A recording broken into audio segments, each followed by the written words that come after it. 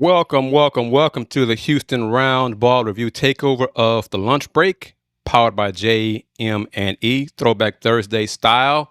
Y'all know who I am. I am KG Kris Gardner of the Houston Roundball Review. Joining me today is two of my brothers, two of the young lions, part of the Let's Rage Coogs family. First up is someone you might not know, but you're gonna get to know, is Da'Yon Dunlap. Brother, how are you? I'm doing well, man. The host with the most, the one that like to brag and boast. Can you dig it? Indeed. And joining us is Yanez. How are you, sir? I'm good, Chris. How are y'all? We're doing great. And family who's watching us on Houston Roundball Review YouTube, that'll be part of this. But also you're watching on Roku via the BS3 Network. So I got to say this. If you have Roku, just download BS3 TV. If you don't have Roku, shame on you. But if you don't have it, just go to bs3network.com or bs3tvlive.com. You can watch other great content like this one, the Takeover, and other content throughout the day, throughout the week, throughout the month, throughout the year. That's how we do it, part of the BS3 family. As always, shout out to AJ Jones and the man who makes this happen, Ben Suttert. But let's get into it, brothers. We haven't touched on it. These guys, we are part of the Let's Rage Coogs podcast, the family, the original podcast talking Houston athletics, Houston football, and men's basketball. I have not picked you guys' brains on the 4 commitments that the Cougs got on the men's side. So just give me your thoughts on that, and then we'll just talk some NBA playoffs and have some fun on the Takeover today. I'll take it first. That looks like they're doing a little bit of a 180 of what this year's team was, where there was a lot of youth, a lot of players that they relied on for youth. And this year, when you're looking at the new additions, we have Delrecco Gillespie, Sr., we have Hadnot, Jr., Deaton Thomas, Jr., even Braden East, who committed today, Right. sophomore. There's a lot of experience that's going to be on the roster now. Obviously, they're going to have to adjust to the Houston Cougars system. We saw a couple of years ago, going back to what season was that now? That was the 23-24 season when they had Damian Dunn. That it's still a transition, right, for the players, but a lot more experience, a much more older roster this year for Houston, which was not necessarily the case this year, specifically when it came to players that they relied on for a bulk of the season, which was obviously the three-headed monster, the three-headed freshman that Houston had this past year. Dan, what are your thoughts, man? Man, like Andy said, my initial thought is that they're going experience. And like Andy said, kind of that Damian Dunn team, that Kyler Harris, Tajon Moore, Josh Carlton with the experience, with the guys that they're bringing back. And they didn't go deep, Power 5 transfers. They went guys from lower majors and who put up numbers. So for me, I haven't really seen them play outside of highlights, Right. looking at their numbers, but it seems to be good fit. I mean, one things that jump out at me is rebounding. They all seem to be rebounding except to the point guard. I mean, he doesn't have, I think he averaged maybe 3 or 4 rebounds, but seems to be a playmaker. So, you know how Coach Sampson said, it seems he does a thorough job of looking into or evaluating players, and so it seems like they have bought in already and looking ready to come in and develop. And of course, with these 4 guys from the portal, this is in addition to the 2 freshmen coming in, Irfan Diane, the big fella, and Akenna Losey, the point guard. I think Deaton Thomas, and let's get used to calling him DJ, because that's what I've learned the last couple of days. He goes by DJ. So DJ will be starting point guard. And then you got Delrecco Gillespie, backup big man, Braden East, backup big man, Corey Hadnot, the second.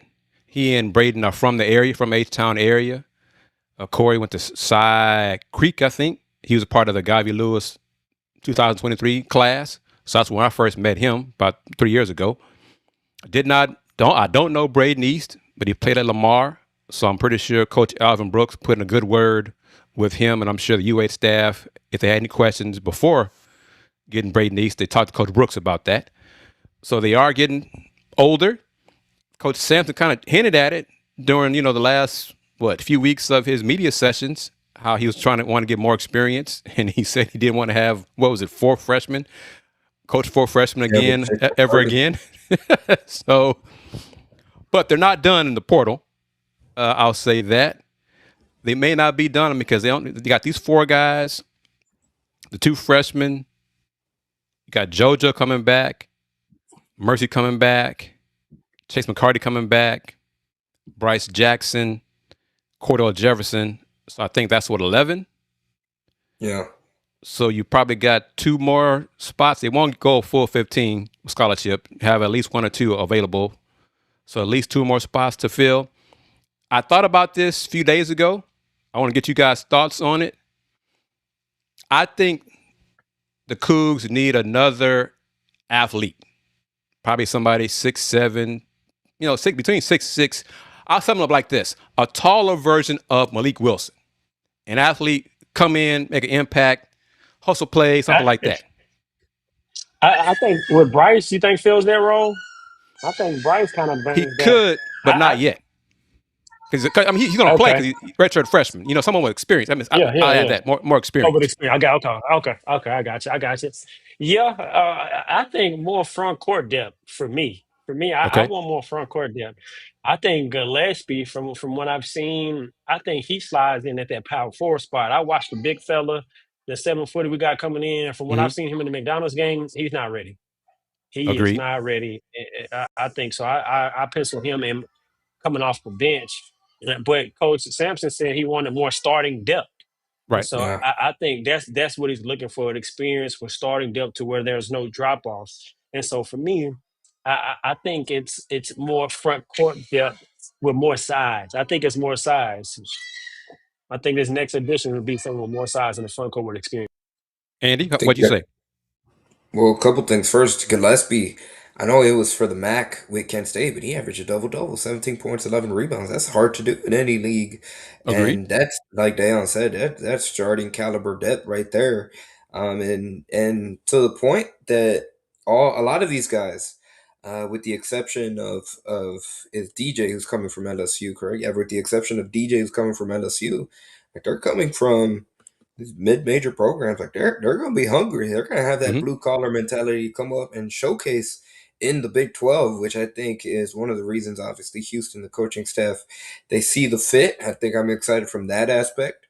And talking about if they're not done adding players from the transfer portal, I would love to see them add a bona fide three-point shooter that is not streaky. A sniper? Yeah. That is. It's a foreigner out there. Yep. If you leave them open, watch out. A 44-45% three-point shooter or even greater. That would really benefit. Think of Mercy Miller being able to drive. Think of Joe. I mean, let's see what type of depth. Unfortunately, they don't have, Kingston Flames. Imagine if they did. But just someone where drive, kick, space the floor, stretch, 3 feet behind the three-point line. That would make life for all the other Cougars a lot easier if they have a bona fide sniper on the team. So that'd be my wish list if we could go down to the transfer portal supermarket. And Dan, you brought up a good point about Arifon. Coach Sampson said, was it last week, during his almost hour-long media call, he's looking forward to Arifon will be here in May, looking forward to working with him these 5 months. I'm kind of curious to see where he's going to be once the season starts. Because because as a big man, college, I am kind of, I'll say concerned, but what can you expect from him initially? Is he going to be ready? Is he going to be ready for Coach Sampson and the strength coach, Alan Bishop, to play 20 minutes a game? Will he be able to do that? 15, whatever it is. Could you count on him? Will he be dominant? Could he be like the Josh Carlton? Josh was a fifth-year guy when he came here. Will he have that kind of impact early? When will he have that impact? Will it be JoJo and Delrecco as a 4 or 5 to start the season? So there's a question mark there. Are you kind of curious to see who's going to be the leader the vocal leader, I'll be more specific, the vocal leader on this coming season's team? think it's going to be Chase McCarty, even though he's going to Yeah, technically I'm just be a thinking the sophomore. same thing. Even though he's going to technically be a sophomore, he's been here 3 years, a redshirt sophomore. But not JoJo. I mean, I don't.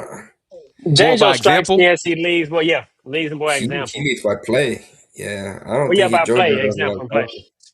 Yeah, yeah, I I think agree with Chase. you.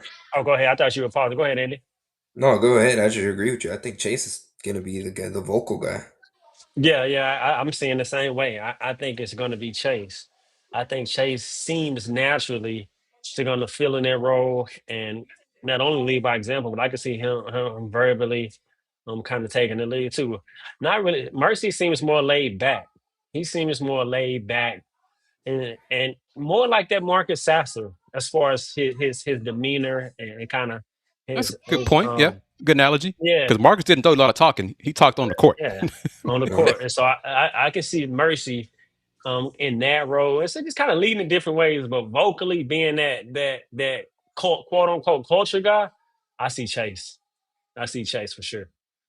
Let's go with that. Is there any, because it's kind of an unknown with the new faces and guys in different roles, are you concerned at all with the inexperience or bringing in at least 4 guys from the portal who have not been part of the culture yet? The balance is not, it's more older guys, but it's not a lot of guys who have been through the culture at least a year, honestly, 1 or 2 years. No, I think it's interesting. We've never had a Houston team where it is a pretty significant turnover just in terms of think about it's really only 3 players that are coming back that had consistent roles this past year in Chase McCarty, JoJo Tugler, and Mercy Miller. And they are all going to be asked to have different roles to go along with base essentially a new team. I know you mentioned Cordell Jefferson's coming back, Bryce as well, but still, I think this is going to be the biggest puzzle that Kelvin Sampson has had to solve in a while. But I think if you had to give him an option, he prefers it this way, where he's counting on veteran players. And I think, again, going back to how a lot of these players are coming from mid majors, I think they know what they're signing up for. I think, like you guys said, they've been vetted, and I think if they're here, it's for a reason. They're going to be a good fit for Kelvin Sampson and the staff's puzzle. Yeah, no concern for me. 'Cause I think, like you mentioned, Chris, those 5 months before the season gets started, I think that's when they get integrated with the culture, the expectation. And Coach Bishop, we see those videos of them running the baseball field those early mornings. I think that, and that's when they realize they get inserted to the practice and the intensity and all the things that go within the program. So, no really concern for me there.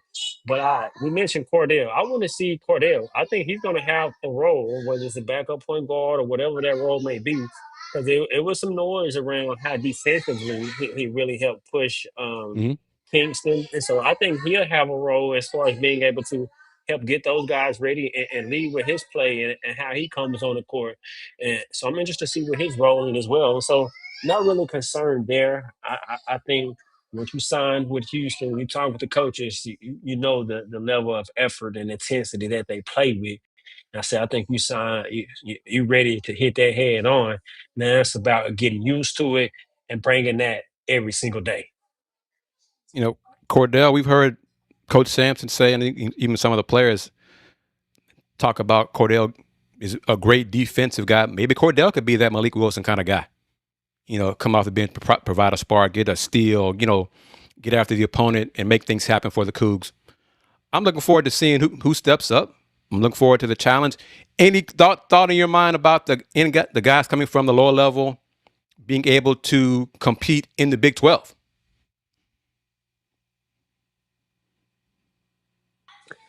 Nah, not really. I saw a tweet that it listed mid-major players who previous years who had success coming from that level.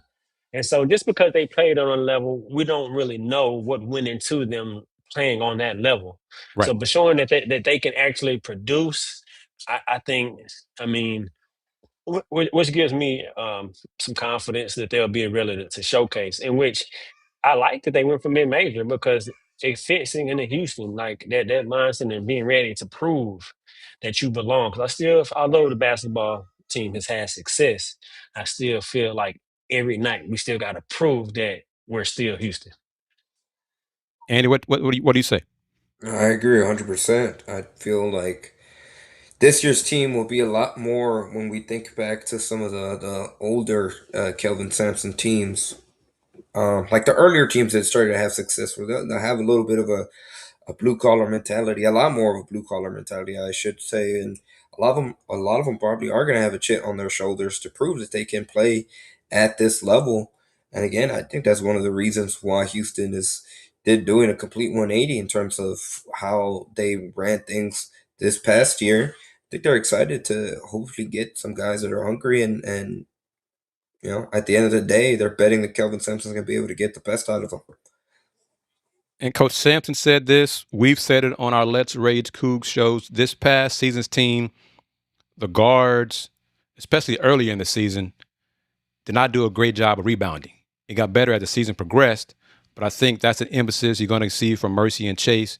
Have better rebounding guards. Y'all agree with that? Yeah, and I think both of those guards are better rebounding versus Milos and Emmanuel. Mm-hmm. And those are the two spots that, assuming that they start or the roles that they play, like you said, it'll be more of an uptick on rebounding, and they'll come in and kind of set the tone from the guard perspective with rebounding. Sure. What do y'all want to see from what areas of improvement do you want to see from Mercy and Chase? I think starting with Chase, I think he if he can be a little bit more consistent of a 3-point shooter, he was a bit streaky. I mean, just look at the first. I don't even know if you can call it the first half. A significant First 20 first games. part, first part of the season where he really struggled. He was getting the same shots and he just couldn't knock it down, and that made him a liability. So I think for him that's going to be key because we know what he's going to bring when it comes to his defensive effort, his rebounding effort, and like we said earlier, I think he's going to bring to the table that kind of vocal leadership on the court and off the court. But in order for him to be that three starter that kind of Kelvin Sampson alluded to earlier in his media availability, he's going to have to be a consistent 3-point shooter for an entire season. Which, granted, this is barely the first year where he played significant minutes, but he was streaky in the early portions of the season, and we can see what we saw from him down the stretch and avoid injury. I know a lot both. I mean, I would consider both of those injuries that he had more freak accidents than anything. As for Mercy, I'm excited to see him. I mean, he's kind of get a chance to kind of take the reins of the offense for Houston, but obviously for him, it's going to start defensively, specifically his off-ball defense. At times, he might get. There were some lapses over the course of the end of the season. We even saw it live at the Big 12 tournament when they played Arizona, Kris, where he had a couple of lapses and it would lead to the defense getting exploited. And that's something that he's going to have to work on and really unlock to be that complete player. But I'm really excited to see what he does, given the keys to the office, because I think he's right now, April 15th that we're talking, he's kind of penciled in as option number one. What say y'all? I know they're really excited to have a full off season of JoJo Tugler this year. I know Kelvin Sampson mentioned that, but I think Mercy Miller is option one on offense. I think so. And start with Mercy. I think I want to see his full array of offense. And I think I'm looking for him to develop and be that versatile scorer like a successor. Mm-hmm. And showing that he can do it inside and out, driving, mid range, however you want it, all three levels, and be consistent with doing that. I think later on in the season, when he started to know for sure that he was going to get those minutes, he started to flash and flash and flash. Now it's about with expectation. Can you do it night in and night out? So it's about the consistency that I want to see from him and being able to do that. And now when you're on the scouting report, you're probably number one or two, three on the other team scouting report. they're going to try to take away your weaknesses. So, like he said, this summer is one of the most important summers for him as a basketball player. I think he got to come in and set the tone early, especially in practice. I want to hear Coach Sampson and staff talking about, man, Mercy came out and he was ready. He was killing. So that'll let me know that he's coming into the season. He's going to be ready for Chase. I agree with everything Andy said. But to take it a step further, I think he got to be ready to attack those closeouts because how he finished the season on the scouting report is going to be to run him off the 3-point line. Now, Right. what can he do offside, whether it's one dribble pull up or it's a couple dribbles to get to the basket, use his floater, or whatever the case may be, because he'd be at his natural position on the wing at a 3 versus as that stretch 4. So now would it be working on attacking those closeouts, getting to that mid range, or getting to the floater, or getting to the free throw line? Because I think he will be shooting the ball, but be consistent, like Andy said. But when your jumper's not falling and they still running you off the line, how effective are you? How are you impacting the game? How about JoJo? There's improvement for JoJo y'all want to see. Yeah, we need to see JoJo Tugler that we saw for the last 8 games of the season. I mean, in that game against Illinois, he was really the only option in that first half. They was scoring consistently against the Fighting Illini, and he put together, what was it? Out of those final games, he probably finished in double figure scoring, like at least 6 or 7 out of those games for Houston. Mm-hmm. That Majorities. they only lost one game when he scored in double figures. I think if he can have a guaranteed consistent go-to move down low in the post, and then a counter to that move, because similar to what Da'Yon said about Chase McCarty, eventually I think he's going to be. We know how Kelvin Sampson likes to start off games, at least going inside. Obviously, opposing teams are going to have him up top scout, so he's going to have a counter. And like Kelvin Sampson said in his availability earlier in the week, or last week, I should say, they're excited to see what they can do with him for full off season. Hopefully, he can stay out of injury this off season, avoid any major surgery, and they can really develop him offensively, because that's the main thing he's. Dan, what about you? What do you want to see from JoJo? More intensity. We know the energy play he plays with, but more focused intensity, more rebounding. I expect him to average nothing less than 8 rebounds. Everything that Andy said offensively, but rebounding. There was times last year where he had 3 or 4 rebounds. We Right. see how Kris attacked the glass every single night. I want JoJo to attack that glass like that every single night. And then what Andy said offensively, I mean, being a threat, whether it's going to the right, left, being a threat on the pick and roll, pick and dive. And so I think this can develop his all around game. But when I was going to let me know that JoJo is all I want to see is him be more emphasis on being more of a great rebounder. He's a great defender, great intangibles. He's shown how he finished the season offensively that he can go to the left hand, right hand. But now I want to see him take it, be more focused on attacking the glass. And I agree with everything y'all said about all 3 of those guys. One thing I think this team, the 26-27 Coug team will have, I think DJ Thomas and Mercy Miller will be able to get to the free throw line, because I think both of them can create their own shot and draw fouls.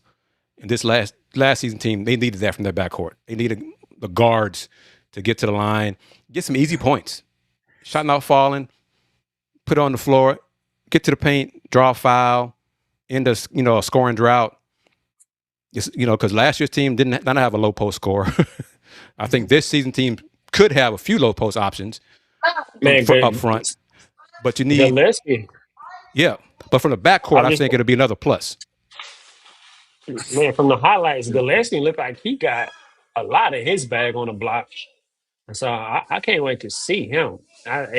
From what I've seen, it looked like he got a lot in his bag from spin moves to fade, like a lot in his from the mid post. So I can't wait to see him, because I think if you can put him alongside JoJo, and then you got Fine as well. I think that offseason is going to coming in early is going to do him wonders. Because when I seen him from the McDonald's All American, he just wasn't moving fluidly. I know he's so Right. big, man. You get get cut up like Coach Bishop get him, I think he'll be moving a lot more fluently and a lot more effectively.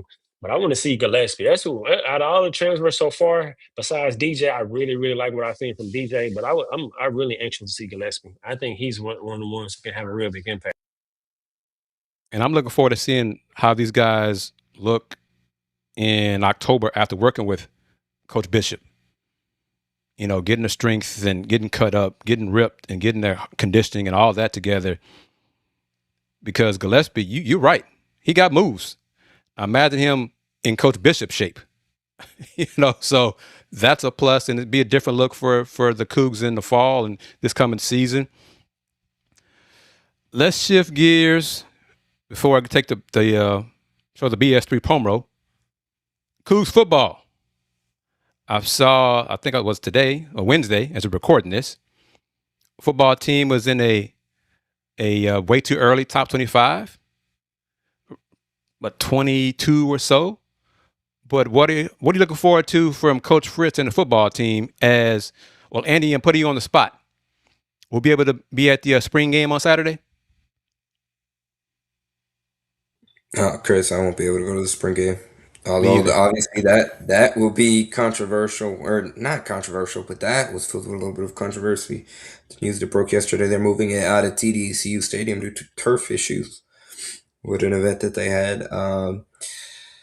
Still very early. I think I'm most excited for year 3 under Willie Fritz, just to see, one, how Connor Weigman looks in the second year in the system, now that obviously this is the first time in a while where going into a season, I think Houston is confident about their QB1, at least going back to Clayton Tune. So it's going to be excited to see what he does in year 2, having a full offseason, and then just continuing to see the defense that's been elite first 2 years under Willie Fritz. Can they keep up that level, and how does the offense continue to evolve? They kept key pieces. We're talking about continuity, the lack of continuity this upcoming men's basketball team is going to have. The football team is going to have a lot of continuity, and let's see how Willie Fritz's vision keeps coming along. What say you, Brother D? Man, I got to start with Connor. Like Andy said, this is the first time in his college career where he's had the same system in back-to-back years, so I expect him to take a leap. But I want to see who's going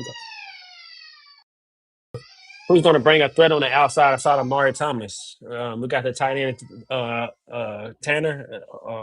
He's gone. Right, And Tanner so Kozio.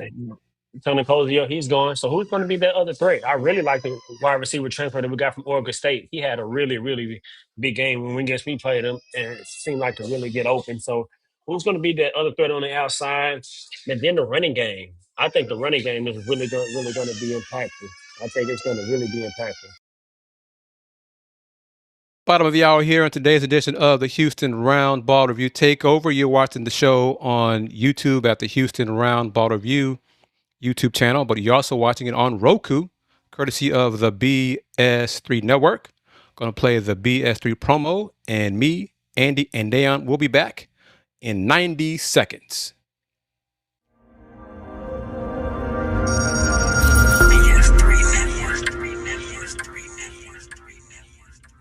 BS3 Network, changing the way you watch TV.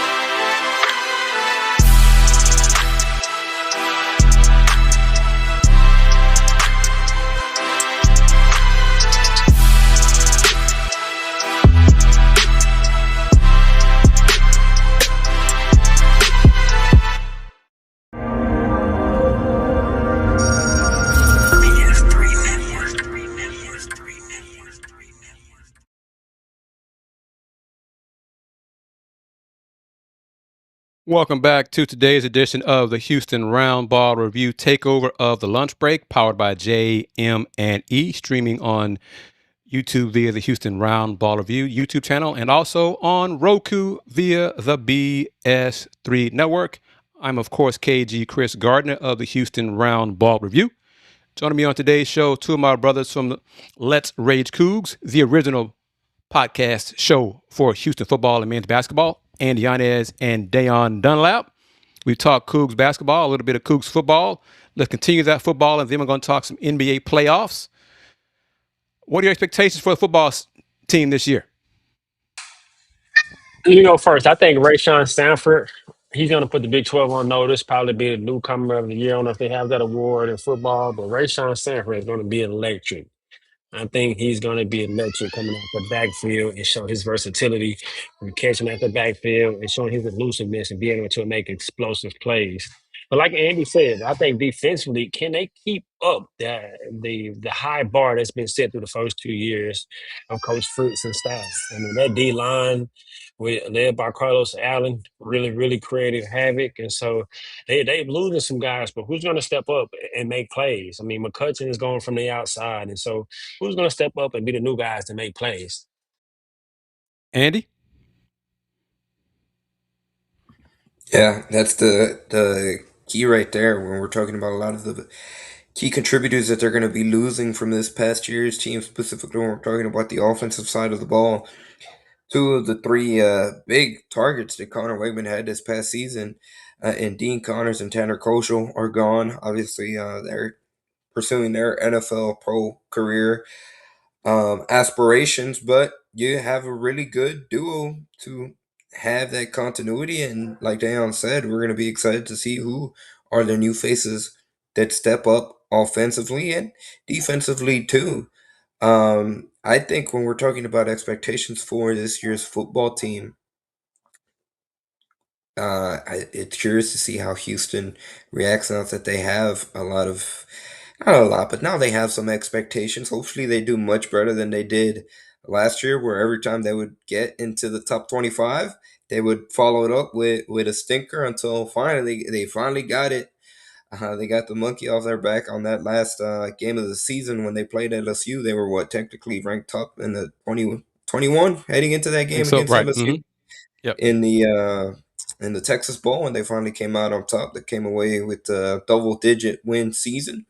But now they're gonna have a target. There's gonna be a lot of teams in the Big 12 that they're gonna be coming. They're gonna be preparing. There's gonna be expectations for them, just even league wide. I think it was today on April 15th that we're recording this that the Big 12 announced the media day schedules for their football media day. And guess what? Houston's correct me if I'm wrong. This is the first time that they've been in the Big 12 that Houston is finally not going to go on day 2. They're finally going on day 1 of football media days. I don't know if they've done that before, but I know that's a good point. I didn't think about that all when I saw it. I just saw Houston was with Colorado. They've been paired with them previous years. I never thought about the fact that this is day 1 for the Cougs. So I think you're right, Andy. Yeah. So, I think even the league views them differently. But they're going to have to be able to live up to those expectations. Like you let off before we went on break, that one of the early, way too early top 25s have them in that top 25. So they're not going to sneak up on anyone. They're going to have to come out and take a lot of teams' best shots, if not every team's best shots.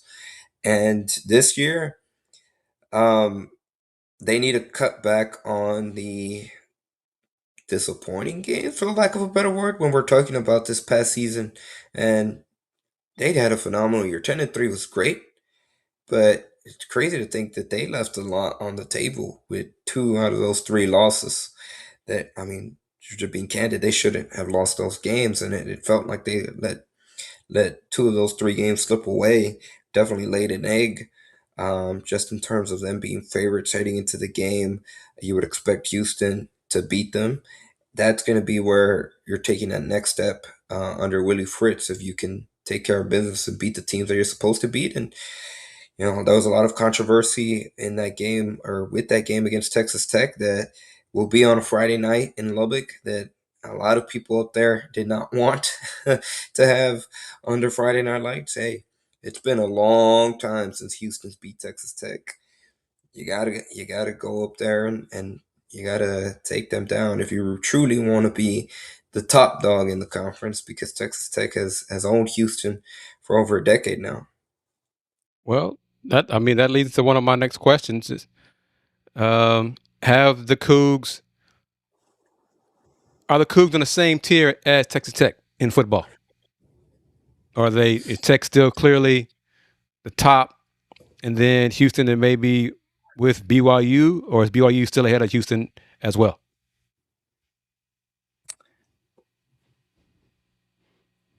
Dan, you want to take that, or I think they still on the same tier as BYU. I gotta say, Tech is at that tier above Houston until further notice. And like Andy said, I think how can you handle expectation? Because that's the thing. Never the expectation, but whether it's a big game or a game that you're supposed to win, how do you show up? Mainly against the big games. That's the games that I'm looking into. Can you Mhm. show up against the big games and really compete and win those games? I think that's the next step. Because that not only as for the football team, but for the fan base. We know how the fan base is, but they want to see against those big games, have we really taken the steps? Now, are we all instead of 10-3, are we 12-1? Or are we undefeated, looking forward to going to the playoffs? And so I think handling expectations and winning the big games. Of course, you got to win the games that you should win against teams who aren't so good. But the big games, can they avoid the letdowns in the big games against really good teams? And like Turk, I feel like they could have won that game. And so it's not beating it, not Coogs beating Coogs, like Coach Fritz says, and actually be a well coached team and be a team that shows up for big games. and Well, looking at their schedule. go ahead. Sorry, That's all I'm going Chris. to do. Look at the schedule. Go ahead. Last point. Looking at their schedule, they have another very favorable schedule, just based on, obviously, teams can change from one season to another, but their toughest Big 12 opponent is game number 1 in conference play. That's Texas Tech, and like if Let, let's let's back-to-back let's years let's they don't let's have to stop play right there. TCU. Yeah, let's Go ahead, stop right Chris. there real quick. The game against Tech is in Lubbock on a Friday, moved from Saturday to Friday per TV contract stuff with the conference and its TV partners. Do you understand? Are you okay with it, or do you have the Red Raider side of it? And high school football in Texas is sacred, so having the game on a Friday is a problem. Oh man, Houston knows what it's like having to play those games on a Friday night. If it's everyone in the league, come on, baloney. What, Texas Tech hasn't played a Friday night game so far the past 2 seasons, if I'm not mistaken. Yeah, Come this on, would be a first year for them doing that. So yeah, that's Da'Yon. Nah, man, I agree. I agree. I mean, Friday night, lace them up. But I do think in the Big 12, some teams will make some leaps. I think Oklahoma State will be a little better. And I think West Virginia, who gave you some trouble yeah. last year, would be Mm-hmm. better. They got a quarterback transfer from Oklahoma named Skissy right now, but he is dynamic. So Rich Rodriguez, I expect West Virginia to be even better. So but I think Connor has the ability to be the best quarterback in the conference. And I want to see him play like that and play smart. I want to see him he missed some plays down the field that was open there. Hmm. I want to see Mm-hmm. him Yeah. make more big plays, make consistent in those throws, and he made a lot of big plays on the ground. But I want to see the offense be a little bit more prolific, throwing the ball downfield. He's great on the intermediate routes with him and Amari Thomas and our tight end Cozier. But we need that deep threat to be able to stretch the field and open up more lanes for our running backs from Makai Hughes and Sanford. These closing moments of today's takeover of the lunch break, Throwback Thursday style. Two things. Let's go over the schedule, the Cougs schedule, as of we're recording this on April 15th. So you're watching this on April 16th. So let's do wins, losses as of today. We're going to do it again the season gets closer on our Let's Rage Cougs shows. So let's see where we are in terms of win predictions right now. And then we'll close it out with some NBA playoffs, specifically Rockets Lakers. Okay? Yep. All right. First game, Cougs hosting Oregon State, September 5th, Saturday. That should be a win. That should be a win. Saturday, September 12th. Obviously, this one, Southern. Blowout win. Yeah, Yep. they should shut out Southern, man. All right. Then Friday, September 18th in Lubbock against Texas Tech. Hey, this is where Houston's gonna have a chance to make a statement and prove are they on that next tier, or are they still on a tier below Texas Tech? Because going back to the point that Da'Yon made about kind of that next step for Connor Weigman in terms of we know how explosive he is using his legs, but that was a lot of plays before he got hurt and couldn't finish in a game against Texas Tech this past season. But Houston had a chance to answer back kind of the punch in the mouth. I mean, the defense was holding Texas Tech to field goals. Mm-hmm. And Houston had a chance to score a touchdown early, and there was a deep play to be had, and Connor Weigman just missed it. I think it was Kobe Young, right? Yep, Kobe Young had it, and they got into a goal-to-goal situation, weren't able to convert into touchdown. They settled for field goal, and before you knew it, it was 26-3, and 29-3, something along those lines. So they had opportunities to punch back, and they failed to connect. That's going to be the big one right there, where we're going to know early, an early test for Houston about just how much of a leap they have taken compared to this past season. Are they on that tier of Texas Tech, or are they still a level below them? So I think as of now, April 15th, they haven't shown us anything. I got to give Texas Tech the nod, but if Houston, it really is that next tier, they got to go up there and they got to win. I think all three of us, Da'Yon, if I'm wrong, correct me. I think all three of us would like to see the Cougs win this game in Lubbock. As of today, we're going to pick the Cougs to lose in Lubbock. But would it be a positive bare minimum if they're competitive and, let's say, lose in the last, it's competitive into the fourth quarter, but lose? Would that be a step forward? I don't think there's more victories. But now Tech is losing a lot of talent that's going to the Mm-hmm. league, offensively and defensively. And so at home early, I actually think that's to Houston's advantage. I think it's to their advantage, especially with having the pieces returning on the offensive end that they have. I think the offensive line to be better. And so, no, I'll take that back. I don't want to say more victories, but if it's close, I think it would be a moral victory throughout the rest of the season. But I'm gonna be object. I mean, and I'm gonna say that Tech, like Andy said, we haven't seen it, and Tech is on that next tier. So I'm gonna lead. I'm gonna lead with Tech early on. I mean, as of now, Right. but until I see it, I still think it's a game that Houston can win, especially with all Tech is losing. I think it's a game that they can win for sure. Okay, so you want to say 2-1 or 3-0? I'm gonna say 2-1. I'm gonna say 2-1. I'm gonna say Okay. 2-1 just because we haven't seen it and we all agree that Tech is on that next tier. Next game after that, Georgia Southern. It's in Georgia. Still should be a win. A blowout win. Okay, so 3-1. First 4 games. Next, October 3rd, Saturday, home against UCF. Should be a win. 4-1. 12 home opener. It's a win. Yep. On the road, October 10th against Kansas State. Tough to play in Manhattan. Yep. Tough to play in Manhattan. But I'm not big on their quarterback and his ability to make throws to beat you. They lost their number one wide receiver, who, if I remember, transferred to LSU.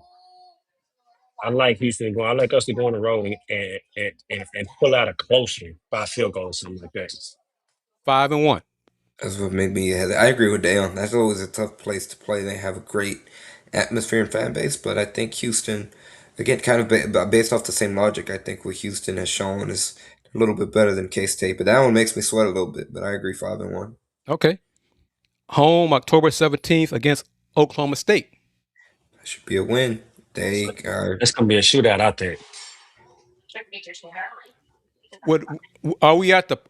Is the team? Are the Cougs at the point yet, or now that basically it's a home game, it's a win? No. No. Nope. Okay. Great. All right. Excellent. Much better atmosphere when we say that, Chris. All right, but are we counting that as a win though? Yeah, think first it's year okay. head coach. Yep. They So were what's able that? to beat them last year. I know, granted, 6-1. different circumstances, but yep, they should be 6-1. Okay. Then next October 24th at Utah. That one's gonna be tricky too. But what First Houston year has head never coach. lost to Utah. Yep, first year head coach for Utah. Yeah. But that's another tough place to play though. Yep. And we know at some point Houston's due for a letdown.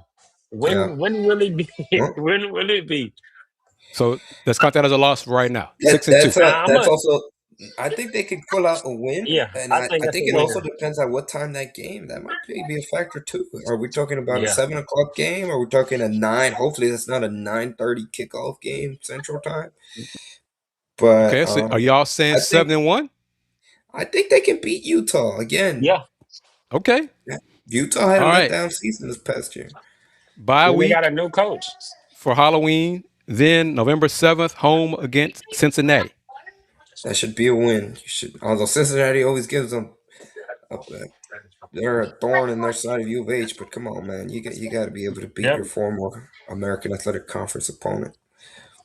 8-1. Is that what we're saying? 8-1. 8-1. They lost their quarterback. Okay. I'm expecting 8-1. Then Friday, November 13th at Colorado. I think that's the That'll be trip up tough. for me. I think that's the trip up for me. We played their B team, I feel like, last year with their That's third true. string quarterback. Mm-hmm. I feel like that might be the trip up for us. Maybe. Okay, so 8-2 after 10 Especially games. 8-1. Yeah, What are you saying? 8-2 or 9-1?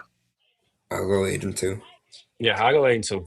All right. Then Saturday after that, also on the road in Morgantown against West Virginia. Ooh. That'll be a shootout. I think Houston will be very locked in after what they did to them They this did past last year. season. Yeah. Mm-hmm. That's a payback game. I'm with you on that one. I'm with you on that 9-2. Yeah. Are we saying 9-2? one. Yep. All They right. repent and get into the Big 12 championship, fighting for their playoff spot against Baylor, against DJ Lagway, returning back home. I think UH wins out. And then they finally They saved went Dave. out. If Miranda's still the head coach for Baylor, I think that's the final ask for him. So 10-2. We're saying 10-2 for the Cougs. I say 10-2. 10-2. All right. Okay, y'all 10-2. heard it here on today's edition of the Takeover. 10-2. And I'm going to co-sign that with my brother. 10-2 with the Cougs. Might change, of course, injuries or whatever, whatever. But as of right now, we're saying 10-2. Okay. Final moments of the Takeover. Rockets, Lakers. Either one of y'all picking the Lakers to win the series. No Luka, no Austin Reeves. Y'all picking the Lakers to win the series.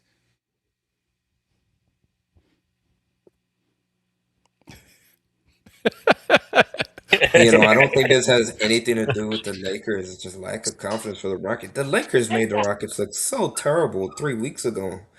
And it's hard to scrape. I know they went on the winning But that was streak. Luka, though, Andy. No, but still, man, it was defense. They had no answer for them double teaming Kevin Durant. No answer offensively. Here's a question for y'all. Who do you think's a better coach, Ime Udoka or JJ Redick? Well, see, now that's when we're getting into some of the conversation. So, Andy, I'm kind of dragging out of you. Are you picking the Lakers to win the series without Luka and Austin Reeves?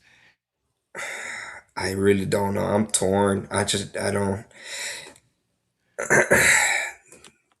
No, you know what? This is The years fact you are of thinking this hard about it says a lot about trauma. Ime, I think, or the Rockets. Well, and it's just trauma, man. Last year, the Rockets, as a second seed, get out. I mean, they got outperformed. I would say Steve Kerr outcoached Ime Udoka last year in the playoffs, and they lost in 7. And this year, I think JJ Redick will make better adjustments than Ime. And from what I saw 3 weeks ago, I Wow. just am not confident picking the Rocket. And you know what? Hopefully they prove me wrong, and everybody can say I have no idea what I'm talking about when it comes to the NBA. But you know what? I'm gonna pick Lakers in 7, Whoa. Okay. Mm, mm. Da'Yon. and I hope I'm wrong. Da'Yon. No, I'm gonna go Rockets in 6. I'm gonna go Rockets in 6. Now, if somehow Luca returns,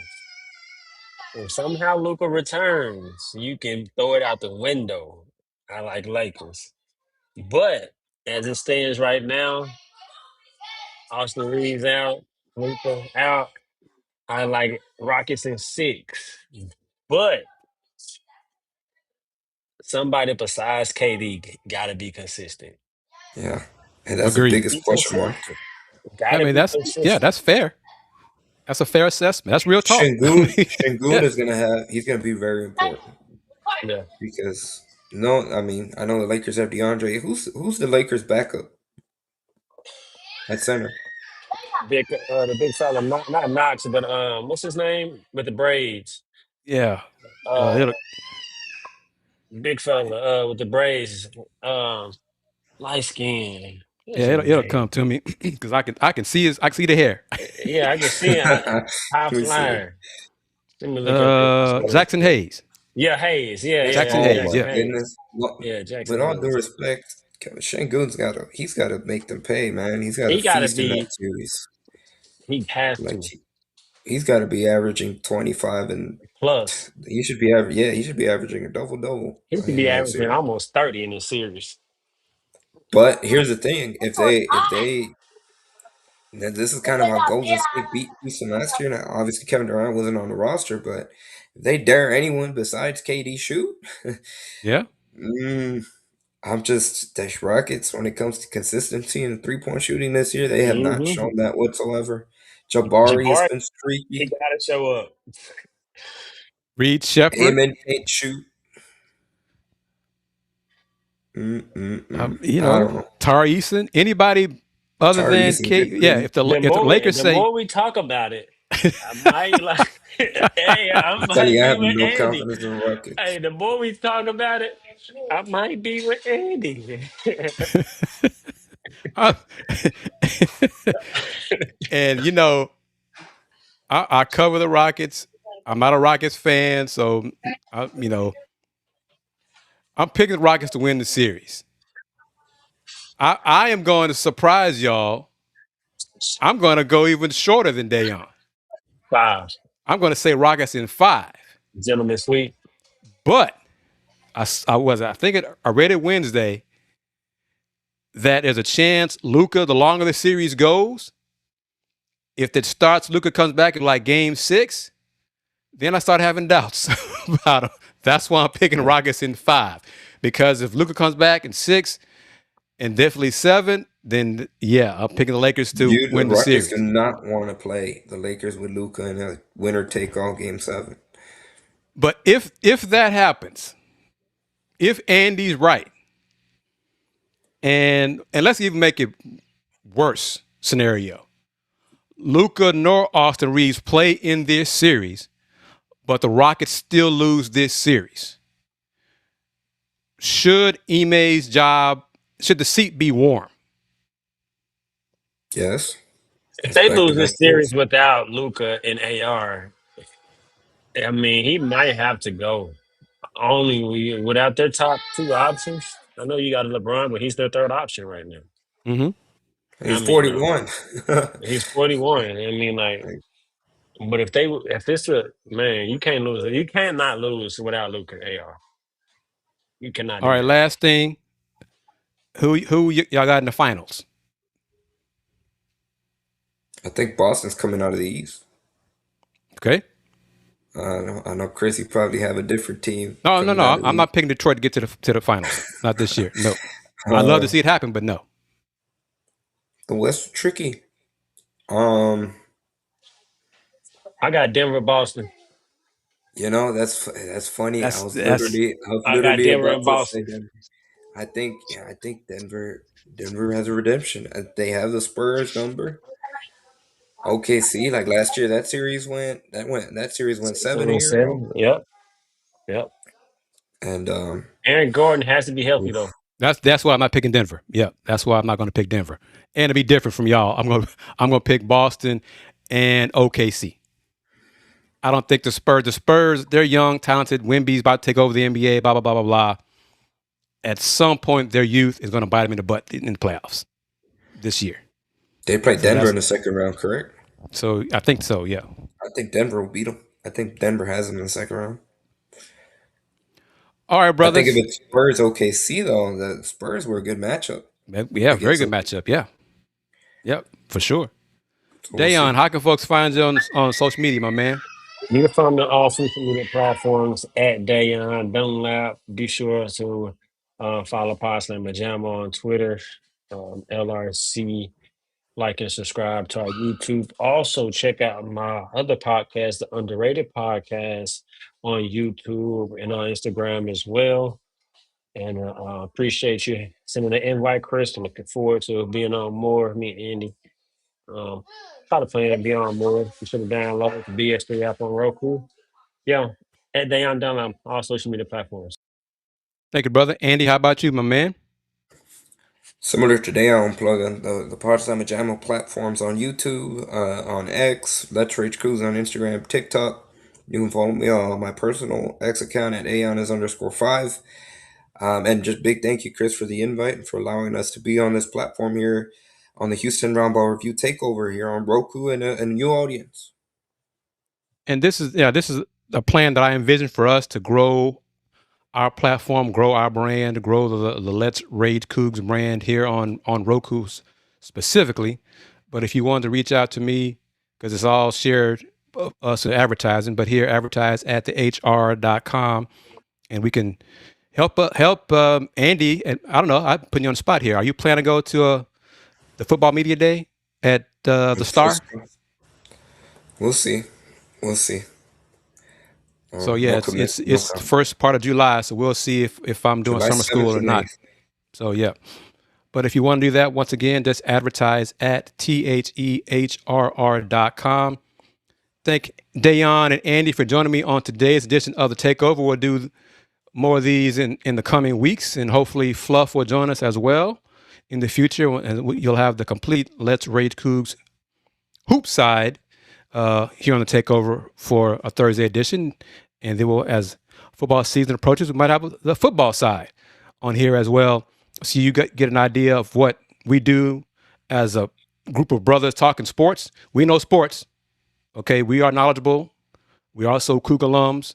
But for the BS3 family, get used to seeing these brothers' faces, because you're going to see them more and more in the future. And who knows, with some assistants and advertisers, we might start having more time slots on BS3. But that'll do it for today's edition of the Takeover of the Lunch Break, Throwback Thursday style. I am, of course, KG Kris Gardner of the Houston Roundball Review. And as everybody knows it, who follows the Roundball Review, since 1994, the Houston Roundball Review. Local name, global